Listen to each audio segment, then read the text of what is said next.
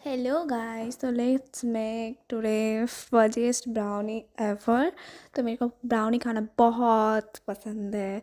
तो मैं first like butter melt कर लिया, उसके बाद चीनी ऐड कर लिया, जो ड्राई वाला इंग्रेडिएंट्स था वो भी अच्छे से मिक्स कर लिया। फिर मिक्स करने के बाद मैं जो डार्क चॉकलेट मेरे पास था वो भी अच्छे से काट के उसको भी मेल्ट करके मैं मिक्स कर लिया। फिर ड्राई इंग्रेडिएंट्स और जो लाइक वो वेट इंग्रेडिएंट्स उन दोनों को अच्छे से मिक्स करने के बाद फिर हमारा ये बैटर रेडी है। तो ये हमारा ब्राउनी तैयार हो गया है। मैंने स्क्वायर शेप में काट दिया और बहुत ही ज़्यादा टेस्टी अमेजिंग ब्राउनी रेडी है। तो गाइस, लाइक शेयर सब्सक्राइब करना मत भूलिए।